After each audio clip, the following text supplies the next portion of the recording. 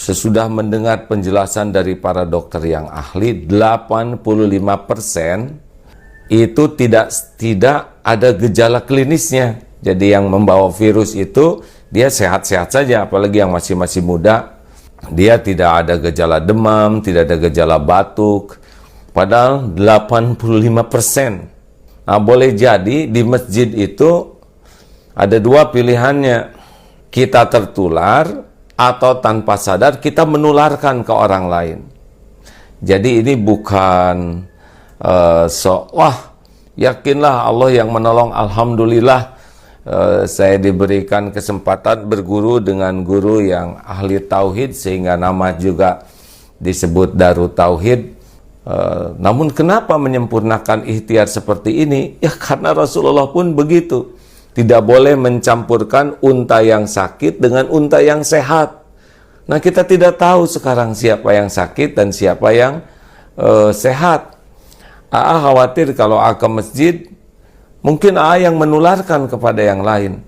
Karena orang-orang sehat itu ujiannya sekarang 85% virus itu tidak menunjukkan gejala klinis. Saudaraku sekalian, ini bukan main-main ya.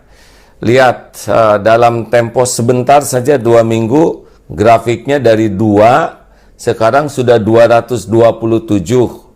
Bisa dibayangkan ini persis keadaan Italia 2 minggu pertama. Juga keadaan Iran 2 minggu pertama. Tiba-tiba begitu, ini besok lusa bisa melesat karena sebagian besar yang terpapar virus itu tidak menyadari dirinya membawa. Kita berdesak-desakan terus kena lewat tubuh. Kemarin sudah juga menyimak penjelasan dari dokter yang langsung ini berinteraksi. Beliau mengatakan sekarang kawan-kawan dokter itu dari ahli paru sebagian sudah dirumahkan. Ventilator juga sudah berkurang. Jadi ini belum apa-apa. Nanti rumah sakit kita tuh sudah kekurangan dokter, kekurangan perawat, kekurangan peralatan. Padahal ini belum apa-apa. Ini baru memulai ini. Ini belum apa-apa nih hadirin. Baru tumbuh, baru 2 minggu. Besok lusa bisa ribuan dan puluhan ribu, mungkin na'udzubillahi min zalik ya. Kalau kita melihat kesantaian kita ya, melihat kesantaian kita persis di Italia yang santai, rileks saja, dianggap remeh dan tiba-tiba melesat. Ini adalah kezoliman bagi kita kalau kita menganggap remeh. Kita keluar hanya ketika darurat saja. Tahan, keluarga tahan berada di rumah, anak-anak tahan ada di rumah. Karena keluar kita tidak tahu jarak sekian akan kena. Ini penting. Kawan-kawan harus bisa memahami ini bahaya besar di depan. Kematian sudah ditetapkan oleh Allah Subhanahu wa taala, itu hakul yakin.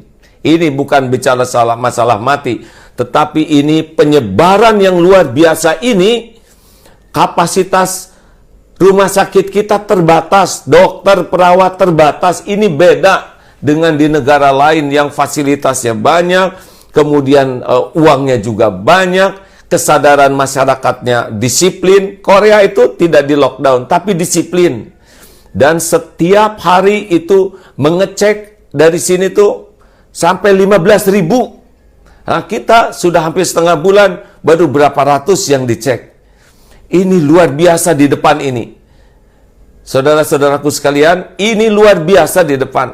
Sedih sekali melihat banyak orang yang meremehkan, bahkan menertawakan satu sama lain, masih senang berkerumun. Ya mungkin karena belum paham.